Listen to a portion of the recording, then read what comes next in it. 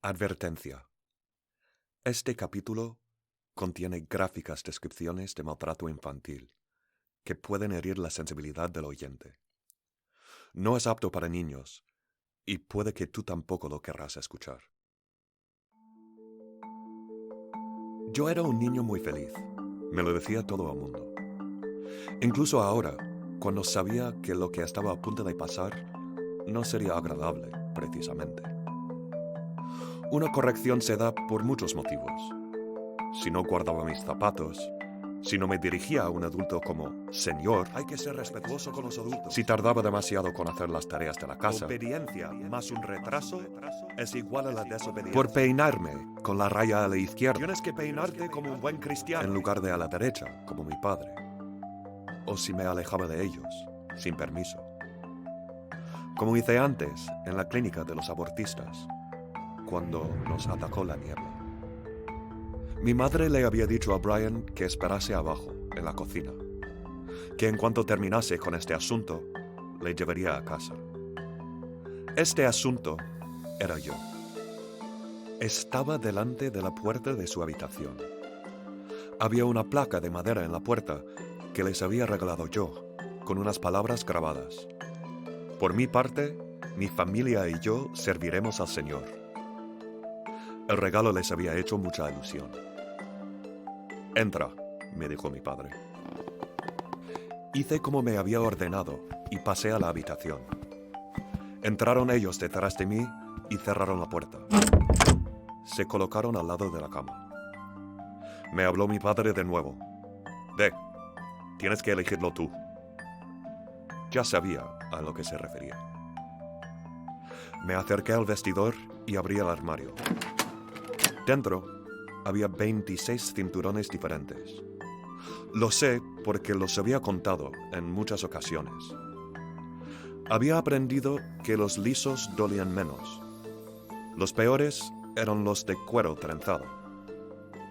Así que cogí el más liso y volví al lado de la cama, donde me estaban esperando. Siguió hablando. Que sepas que esto lo hacemos porque te queremos, y que nos duele más a nosotros que a ti. E hizo un gesto con la mano, señalando a la cama. Asentí con la cabeza y empecé a quitarme los zapatos. La camisa me la podía dejar, pero tenía que quitarme también los pantalones y los calzoncillos. Me tumbé encima de la cama, boca abajo. Noté el aire frío en las nalgas desnudas. Y comenzó la corrección. Golpe tras golpe tras golpe tras golpe. Y siempre en las nalgas. Siempre en las nalgas. Por ellos, los de la protección del menor. Vienen del mundo exterior, no son creyentes y no entienden de la palabra de Dios. Quieren destrozar a las familias cristianas. Por eso, nos habían recomendado no dejar marcas más arriba de las nalgas. La espalda me la podrían mirar, pero no debajo de los pantalones. Me han dicho que, si les cuento lo de las correcciones que me hacen mis padres desde el amor, me podrían raptar y nunca volvería a ver ni a mi familia ni a mis amigos, y tendría que vivir con otros niños malos en una casa de no creyentes. Me di cuenta de que estaba apretando de nuevo los puños y sentí las heridas frescas que me había hecho cuando me clavé las uñas, cuando huí asustado de la clínica. Creía que estaba sangrando de nuevo. Por lo menos, la niebla no me alcanzaría aquí, como estaba sangrando. Eso sí, no lloraba. Lo ponía en el manual de disciplina que tenían mis padres en la estantería. Llorar demuestra un espíritu rebelde, y la corrección no se ha realizado con éxito hasta que el hijo muestra un espíritu roto. Tiene que estar inerte, quieto y callado. Así que me quedé inmóvil, centrándome en la sensación de la sangre caliente que me recorría la mano. Hasta que se acabó. Me subí los pantalones y me di la vuelta.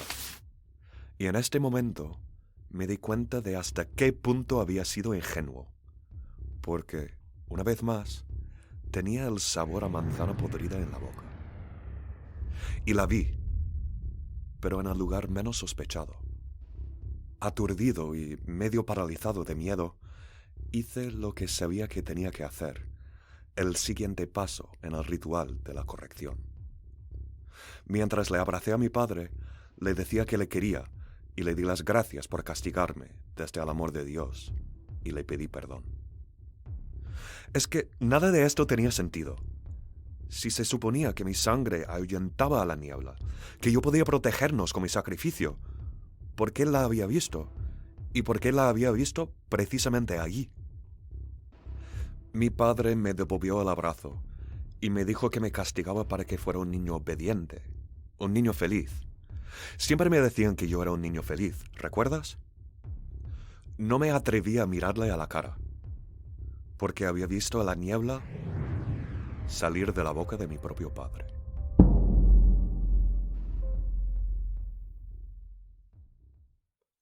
Este episodio, sin duda, es difícil. Me trae malos recuerdos. Pero es necesario. Hasta el momento, nos hemos centrado en las bases religiosas y políticas de los evangélicos, pero no tanto en el aspecto psicológico. Sin embargo, es imprescindible conocer esta vertiente para comprender cómo funciona la mente de un fundamentalista. Y por eso nos vamos a centrar en este tema en el programa de hoy. Porque después de la formación de la mayoría moral con Jerry Falwell, con su mensaje de odio hacia los gays, su oposición al aborto y rechazo de las feministas, surgieron otros en los años 80 y 90, otros dirigentes del movimiento. Estos personajes, tan influyentes en la comunidad fundamentalista, se propusieron hacer de los hijos de los evangélicos un ejército. Un ejército ciegamente obediente y sumiso, donde el castigo corporal está a la orden del día, con una jerarquía patriarcal estricta, con la mujer siempre por debajo del hombre. Un ejército en el que no se cuestiona ni la autoridad ni la ideología. Esta gente controlaba a los niños mediante el miedo. Miedo al castigo en el aquí y ahora, pero también al infierno en el más allá. Lo que veremos más adelante es que estos niños ya vivían en el infierno. Yo soy Samuel y estás escuchando Fundamental. Estados Unidos. Algún momento de los años 80. Paradero desconocido. Estaban los tres en una sala, 2 hombres y una mujer. Uno de los hombres tenía un vestido de niña en una mano y un gran paraguas en la otra. El segundo hombre tenía una correa de perro y la mujer una regla. La sala estaba vacía, casi a oscuras, sin ventanas. Caían gotas de agua del techo, como una extraña llovizna artificial. Los tres estaban sentados en 3 sillas, situadas alrededor de una pequeña manta, dispuesta en el suelo. Encima de la manta, en la penumbra, se divisaba un bulto. Un bulto con forma de un pequeño ser humano, inmóvil, envuelto en una tela. ¿Era un muñeco? ¿Un bebé? El primero, con el nombre de Bill Gothard, paraguas en mano, habló. Bien, señores, creo que todos sabemos por qué estamos aquí hoy.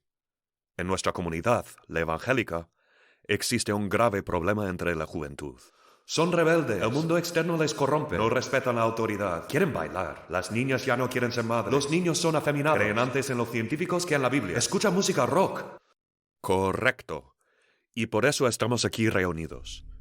Tenemos una misión: crear el hijo perfecto, obediente, que respete la autoridad, que encarne nuestros valores.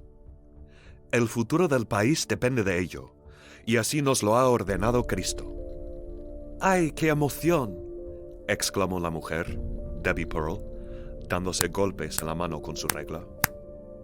¡Qué ilusión!, dijo el otro hombre, Dr. James Dobson, sacudiendo la correa. Bill Gothard se levantó de su silla y se inclinó sobre el bulto encima de la manta. Con cuidado, quitó la tela, dejando el cuerpo inerte expuesto. Un cuerpo desnudo, con el pelo tan largo que le llegaba hasta la cintura. Las gotas de agua mojaban el cuerpo, hasta que Bill abrió el paraguas y lo sostuvo encima. «¡Ay, es precioso!», dijo Debbie. «Preciosa», le corrigió Bill. «Y ya verás lo preciosa que será cuando hayamos terminado con ella». Y con eso, Bill se puso la mano en el vientre. Estaba centrado, su cara muy cerca de la del muñeco. De pronto, se dio un empujoncito en la barriga y le salió una nube verde por la boca. La nube flotaba en el aire, envolviendo todo el pequeño cuerpo. Esperaron unos momentos y entonces la niña se incorporó, mirando a su alrededor, los ojos abiertos de par en par. «Hola». «Hola. Bienvenida al mundo, Sara. Te vamos a llamar Sara y te vamos a dar tanto amor. Pero para ser digna de nuestro amor, tenemos que prepararte. ¿Ves este paraguas? No deberías salir de debajo de él nunca. Esas gotas son del enemigo. Son peligrosas. Te harán daño. Siempre, siempre, siempre te quedarás aquí debajo, a mi lado». ¿Quién era Bill Gothard? Bill Gothard era una figura extraña. Con el rostro en forma de melocotón, no era guapo precisamente. Pero había algo en su forma de ser que atrapaba a la gente, y la gente le hacía caso. El tema es que Bill Gothard era experto en los hijos, el matrimonio y la familia. Claro, no tenía ni hijos ni mujer, pero eso no importaba. Bill Gothard sabía que era experto, porque Dios se lo había dicho. A veces, le gustaba soñar con la perfecta esposa que algún día Dios le brindaría. Se la imaginaba, cómo serían sus ojos, cómo sería su pelo largo, cómo serían sus manos y cómo le obedecería. Nacido en 1934 en el estado de Illinois, de niño a Bill le costaban mucho los estudios. Tanto es así que casi tuvo que repetir segundo. Sus hermanas se reían de él. «Yo no quiero ser hermana del tonto del colegio». Ya en el instituto, y a pesar de estudiar 5 o 6 horas cada noche, seguía sacando notas mediocres. Hasta que conoció a una mujer que le contó el secreto. Tenía que memorizar la Biblia si quería tener éxito académico. Todas las semanas le daba unos 20 versos que tenía que memorizar y luego le tenía que contar cómo los aplicaría a su vida. El cambio fue radical. De un día para otro, Bill empezó a sacar 10 en sus clases. Fue finalista en un concurso patrocinado por Future Scientists of America, o los futuros científicos de América, y ganó un concurso de escritura. Cuando se graduó, lo hizo con honores y hasta le ofrecieron una beca para estudiar en la Universidad de Harvard. Pero Bill Gothard no fue a Harvard. La Biblia había sido la clave de su éxito y quería seguir en esa línea. Por lo que, en lugar de Harvard, continuó sus estudios en Wheaton College, cursando un máster en educación cristiana. En aquel entonces, el país iba por un rumbo muy equivocado. Desestructuración de la familia, psicodélicos, marihuaneros, hippies, homosexuales y feministas con su repugnante sexualidad, integración en los colegios. El problema, según Bill Gothard, era que los hijos se habían vuelto demasiado rebeldes. Había que instaurar de nuevo la autoridad brindada por Dios a las personas en puestos de poder. En este contexto, se le ocurrió una idea brillante para su tesis, un programa llamado Campus Teams, lo cual montó dentro de su propia casa. La misión de este programa consistía en trabajar con pandilleros y otros jóvenes conflictivos en situaciones complicadas, personas representativas del mal del que sufría el país, un mal que venía de la rebeldía de la juventud. Tras recopilar datos de este programa experimental y obtener su máster, Gothard escribió los 7 principios bíblicos a los que las familias debían ceñirse para evitar estos problemas de rebeldía. Entre otros, Estos principios hablaban de ceder derechos. Creemos que tenemos 4 derechos primordiales, que son: A. El derecho a ser respetado. B. El derecho a llevar a cabo mi voluntad. C. El derecho a ganar y gastar mi dinero. Y D. El derecho a disfrutar de mis placeres. Cuando no conseguimos estos derechos, brota el enfado. Tenemos que cederlos. Sobre todo, los hijos deben cederlos a los padres. Otro principio esencial es el de la pureza. Si nos deleitamos en pensamientos o imágenes sensuales, se libera la hormona dopamina. Esto pronto produce una adicción mental.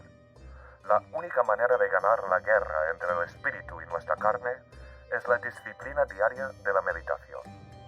Bill meditaba mucho. Había mucha mujer tentadora por ahí, mujeres que enseñaban el tobillo o el escote, y tenía que purificar su mente. Por eso, se les enseñaba a no tentar a los hombres, lo que él llamaba defraudar. Una niña que no se viste con pureza podría defraudar a los hombres en su entorno, sus hermanos, su predicador, su propio padre. El principio más importante era el de la autoridad. Todo el universo se ha construido sobre el principio de la autoridad, lo cual reside en Dios. Bill explicaba este concepto en forma de un paraguas que te protege del mundo exterior. Dios está en la parte superior, luego el padre y después la madre. Los hijos están por debajo y, si salen del paraguas de protección, se exponen a toda clase de desgracia, todos los males que pueden acaecer en el mundo exterior. Con estos principios, Bill fundó The Institute in Basic Life Principles en 1979, o el Instituto de los Principios Básicos de la Vida. Y es que a la comunidad evangélica le encantaba su mensaje. Con su sede en el estado de Illinois, Bill se fue de gira impartiendo conferencias en todo el país. En su auge, asistieron entre 10 y 20,000 jóvenes a cada conferencia, con una cifra hoy día de unos 2,5 millones de asistentes en total. Bill Gothard introdujo también otro elemento en la comunidad evangélica: el homeschooling, o educar a los hijos en casa. Si en el colegio público se enseñaba la teoría de la evolución, no se podía rezar y se integraban las razas, en el hogar, las familias evangélicas podían controlar la educación de sus hijos al milímetro. Todo en base a las enseñanzas de Bill, claro. Solo en el año 2001 vendió 250,000 cintas, vídeos y otros materiales supuestamente educativos a unas 6,000 familias. Muy en su línea, insistía en la importancia de estudiar la Biblia y el respeto absoluto hacia los padres. Y así se empezó a formar un ejército. Miles y miles de niños con la raya a la derecha, las niñas con su pelo largo en trenzas. Bill Gothard animó a los padres a aislarlos del mundo exterior, a no exponerlos a la música y las películas no cristianas, a únicamente consumir las noticias de canales cristianos, como los de Bob Jones y Jerry Falwell, a no tener ningún amigo no evangélico y, desde luego, a no casarse nunca con un no creyente, lo que él llamaba un yugo desigual. Hablando de matrimonio, las niñas se criaban para ser madres, y el padre tenía la última palabra en la elección de su marido. Otro principio importante en las enseñanzas de Bill Gothard es que era imposible que los padres se equivocasen. Incluso cuando te equivoques, no te equivocas, porque tus pasos vienen ordenados por Dios. Tus hijos tienen que entender que tienes la razón absoluta en todo, porque eres el representante de Dios ante ellos. La misma razón absoluta que tenía Bill Gothard en sus enseñanzas, porque Dios se la había dado, claro. Bill le miraba a Sarah a los ojos mientras le ponía un vestido, tapando su desnudez, y trenzaba su pelo largo. El vestido le llegaba hasta el tobillo, como tenía que ser. No, esta niña no defraudaría a ningún hombre. Entonces, Sarah, ¿qué es lo que has aprendido?, le preguntó Bill. Que el mundo exterior es malo y me hará daño. no debería salir nunca del paraguas de protección. Bien, primera lección aprobada. James, te la paso. Dr. James Dobson se levantó de su silla para tomar el lugar de Gothard. Dobson se acercó a la niña. Repitió el mismo proceso. Puso la mano en el vientre, empujó y soltó una niebla verde en la cara de Sara. Se quedó en silencio, contemplándola. Luego, sacudió la correa que tenía en la mano, sus piezas de metal haciendo un ruido. «Sara», le preguntó, «¿a ti te gustan los perros?» «No sé qué es un perro, señor». «Ya verás. Los perros te van a dar una valiosa lección».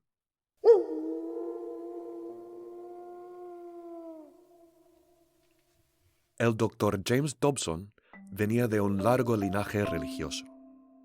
Nacido en 1936 en el estado de Luisiana, su padre, su abuelo y su bisabuelo eran todos predicadores. Se decía que aprendió a rezar antes de aprender a hablar y decidió dedicar su vida al servicio de Jesucristo a la edad de 3 años. Él también quería ser predicador, pero un predicador de otro tipo. En los años 50 y 60, la psicología era un campo incipiente y algunos cristianos lo miraban con recelo. Dobson quería cambiar eso, convencido de que Dios le había llamado para ser un psicólogo cristiano. De todas maneras, sabía que su interpretación particular de la psicología le gustaría incluso al evangélico más recalcitrante. Así que cursó sus estudios en Pasadena College y luego terminó su doctorado en psicología en USC, o la Universidad del Sur de California. Durante unos cuantos años, trabajó en varios hospitales para niños en la zona de Los Ángeles, especializándose en el desarrollo infantil. Vivió en relativo anonimato hasta que publicó un libro que le puso al foco encima, en 1970. Dare to Discipline, o Atrévete a castigar, fue toda una sensación.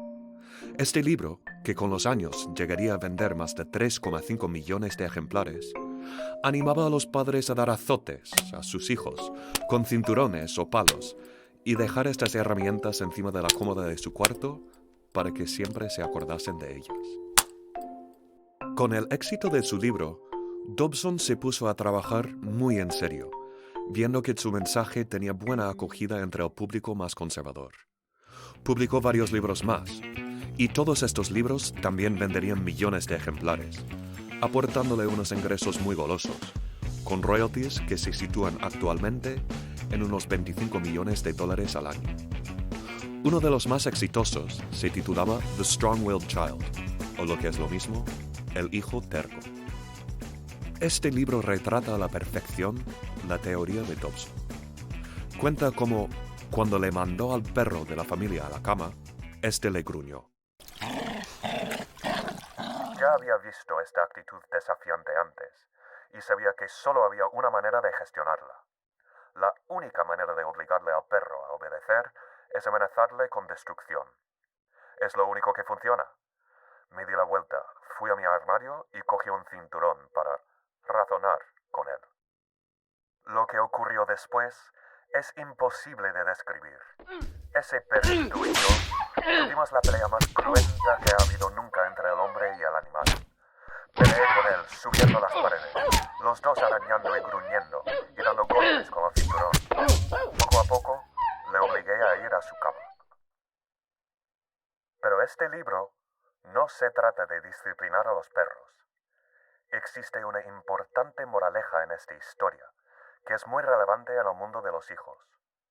Porque como un perro seguramente en alguna ocasión desafiará la autoridad de sus amos, también lo hará un niño pequeño, pero a una escala más grande.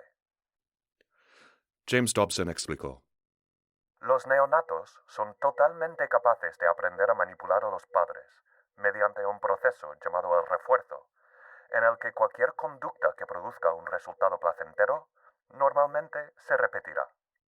Así, un bebé sano puede obligarle a su madre a dar vueltas en su cuarto durante 12 horas al día, o la noche, con un mero acto de impulsar aire por su laringe de papel de lijar.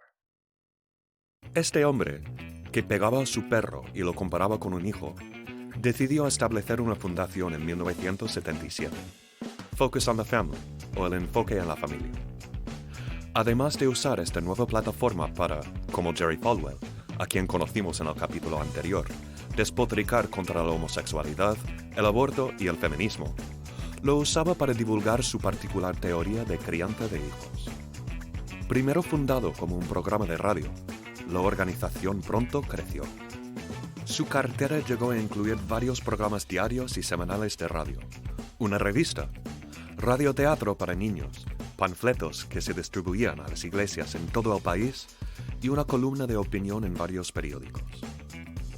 Con el tiempo, su programa de radio se emitiría desde 7.000 emisoras en todo el mundo, en más de 10 idiomas diferentes, con 220 millones de oyentes en 164 países. Y el dinero seguía entrando, como lo haría durante las siguientes décadas. A día de hoy, recibe ingresos de aproximadamente $100 millones al año. Y es que Dobson tenía muchos consejos que compartir. Un azote debería provocar lágrimas de verdad. Después, deberías decirle cuánto le quieres. Yo pegué a mi hija de 15 meses por salir al patio bajo la lluvia. Si aprietas el músculo trapecio, obtienes obediencia inmediata. También puedes pegar a un niño enfermo o deformado. Si el niño llora más de unos minutos después de castigo, pégale más. Pégale si moja la cama en un acto de desafío. Mi madre, una vez, me pegó con una faja que tenía muchas tiras y hebillas. Te lo creas o no, me sentí querido. Dobson también abogaba por educar a los hijos en casa, citando los males del colegio público como justificación. Tendría la ventaja añadida de evitar la supervisión de las autoridades, quienes seguramente no aprobarían de sus métodos. A mucha gente le encantaba su filosofía. Sus estudios, su dinero y la aparente seriedad de su fundación le daban a Dobson credibilidad ante los ojos de sus millones de seguidores que no dudaban en implementar su filosofía en sus propios hogares. En los hogares de la comunidad evangélica. Dobson cogió la correa y empezó a pegarle a Sarah con ella. La niña rompió a llorar, la primera vez que lo había hecho en su corta vida. No entendía qué era la sustancia líquida que le salía por sus ojos. «Deja de llorar», le ordenó Dobson. Pero Sarah no podía. Le superaba el dolor. «Te he dicho que dejes de llorar». Así siguieron durante unos cuantos minutos, hasta que ya no tenía más lágrimas. Ya casi ni notaba los azotes. Dejó de sollozar. «Bien, lo hemos conseguido. Anda, dame un abrazo». Apabullada, Sarah le dejó envolverle con sus brazos. «Muy bien, mi niña. Te quiero mucho. ¿Notas el amor que siento por ti?» Sarah apenas podía asentir con la cabeza. «Debbie, te toca». «¡Ay, qué bien! ¡Por fin!» Con una gran sonrisa en la cara, la mujer se levantó de su silla de un saltito y tomó el lugar de Dobson ante la niña, la regla en mano. Antes de eructar para soltar una pequeña nube verde, dijo: «¿Cuánto vamos a aprender juntas, Sarah?» Debbie Pearl no se parecía a Bill Gothard, el del paraguas, ni al Dr. James Dobson, el psicólogo. Ellos tenían el pelo meticulosamente peinado y se vestían de forma más tradicional, con camisas de botones y chinos oscuros. No, Debbie parecía más luminosa, con su largo pelo castaño que enmarcaba su rostro risueño, camisetas teñidas a mano y largas faldas sueltas de colores brillantes. Era un disfraz. Un disfraz para maquillar su oscuro interior. Como Gothard y Dobson, de adolescente en los años 60, Debbie quería predicar. La revolución hippie y todo el revuelo en relación con la guerra en Vietnam habían tomado las calles de su ciudad, Memphis, Tennessee. Debbie se dio cuenta de que, si se vestía como ellos mientras evangelizaba al lado de las carreteras y en las plazas, la gente le hacía más caso. Más tarde, Debbie diría que esta primera época de su vida había sido gloriosa y que influyó en todas las obras que escribiría más adelante. Obras no tan bonitas como su ropa. En 1971, conoció a su marido, Michael, y empezaron a trabajar juntos como artistas profesionales, al tiempo que brindaban servicios religiosos a militares. Después de unos años, decidieron dejar la ciudad, mudarse a una zona rural y fundar una iglesia evangélica y una fundación sin ánimo de lucro, No Greater Joy, o No hay felicidad mayor. En esta época, Michael decidió empezar a predicar a los presos en las cárceles, mientras Debbie determinó que Dios le había llamado para escribir acerca de cómo criar hijos y las relaciones de familia. Es en este momento que se empieza a vislumbrar la oscuridad que tenía en su interior. Junto con su marido, publicó To Train Up a Child, o Para entrenar a un niño. En su portada se ve la cara sonriente de un niño rubio, agarrado al dedo de un adulto cuyo rostro no vemos, junto con un alarde de haberse vendido 670,000 ejemplares. La premisa de este libro se basaba en Proverbios 13:24, que dice lo siguiente: quienes no emplean la vara de disciplina odian a sus hijos. Los que en verdad aman a sus hijos se preocupan lo suficiente para disciplinarlos.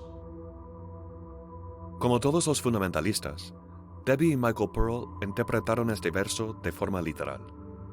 En este libro, invitan a empezar cuanto antes, incluso a la edad de 6 meses, para frenar las malas conductas. ¿Cómo? Mediante el uso de implementos para dar golpes en los brazos, las piernas o en la espalda. Como consejito, recomiendan un tubo flexible, que tiene la ventaja añadida de que se puede enrollar y llevar en el bolsillo. Así siempre estaría a mano. Recomendaban, concretamente, un tubo de 40 centímetros para pegar a niños. Es un buen instrumento para dar azotes, dijeron una vez en una entrevista con la prensa, porque es demasiado ligero para dañar el músculo o el hueso. Qué bondadosos. Sus otros métodos eran del mismo estilo, como obligar a los hijos a hacer ayunas o enjuagarlos con una manguera si se orinasen encima. Otro era el blanket training, o el adiestramiento con la manta, en el cual se coloca un neonato encima de una manta y se le pega con una regla cada vez que se acerca al borde, así enseñándole a no probar los límites e inculcándole con una obediencia absoluta a sus padres desde la más temprana edad. Este libro se encontraba, sobre todo, en las librerías de las familias evangélicas, cuyos hijos estudiaban en casa. En 2008, Larry y Carrie Williams, del estado de Washington, adoptaron una niña de 11 años, de Etiopía. Se llamaba Hannah. Los padres vieron el comportamiento de la nueva en la familia como rebelde y decidieron corregirlo, siguiendo las recomendaciones de los Pearl. Un día de mayo, de madrugada, se encontró el cadáver de Hannah en el jardín de los Williams. Estaba boca abajo, desnuda y esquelética. Las autoridades determinaron que la causa de su muerte había sido hipotermia y malnutrición. En su investigación, el sheriff descubrió que los padres la obligaban a dormir en una granja sin calefacción, o a veces en un armario. No le dejaban comer durante días y le obligaban a ducharse con la manguera fuera de casa. Además, los latigazos eran frecuentes. La madre era muy fan de los Pearl y había dado el libro a una amiga. El informe policial indicó que, el día de su muerte, le habían pegado una paliza con el tubo de 40 centímetros recomendado por los Pearl. Todos los hijos de los Williams estudiaban en casa. Los hijos de Kevin y Elizabeth Schatz, de California, también estudiaban en casa. Estos padres usaban el mismo tubo de 40 centímetros para pegar a Lydia, de 7 años, durante horas sin parar, solo haciendo pausa para rezar. Se murió de daño grave en el tejido. En Carolina del Norte, la familia Paddock también daban clase a sus 9 hijos en casa.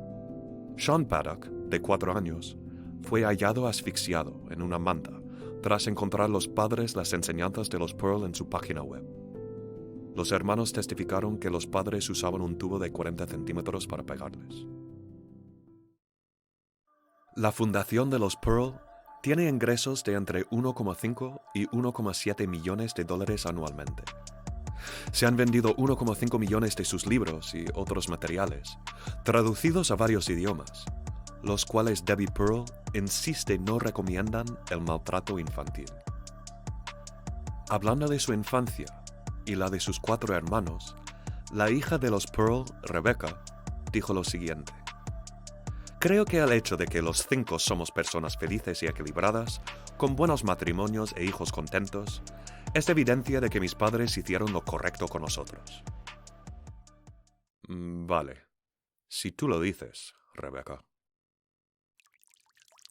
Sara extendió la mano, sacándola del paraguas. Una gota le cayó encima. La miró, extrañada. «Pero si no duele», dijo Sara. Debbie casi le saltó encima, blandiendo la regla en la mano. No dudó en golpearla. «¡Sí que te duele! ¡Sí que te duele!», le dijo mientras le aporreaba. «Pero si no me duele la gota, me estás haciendo daño tú». Debbie siguió pegándole a la niña, en la mano, en la pierna. «¡No salgas del paraguas!», chilló la mujer. Sara retiró la mano, sintiendo de nuevo el caliente líquido en los ojos. Se obligó a tragar su llanto, pues ya había aprendido que el castigo solo se prolongaría si siguiera llorando. «Vale», dijo Sara. «Tendrás razón. Las gotas me hacen daño». Y luego se quedó en silencio, inmóvil, contemplando a los 3 adultos mientras aplaudieron. Bill Gothard habló. «Señores, creo que lo hemos conseguido. Hemos creado la niña perfecta. Sabe respetar la autoridad. Ha aprendido que se hará daño si sale al mundo exterior. Es dócil, sumisa y humilde. Una buena niña cristiana. Como Dios manda. Será una mujer perfecta. Una soldado de Cristo». Debbie añadió: «Tenías razón, Bill. Es realmente preciosa». Gothard asintió, mientras la devoraba con los ojos. Sí, era preciosa. Tenía el mismo pelo largo que la esposa de sus fantasías. Según una encuesta de Haro, una organización que brinda apoyo a niños que provienen del entorno fundamentalista, el 51% dice que ha sufrido abusos de todo tipo, y un 44% destaca que el abuso ha sido físico.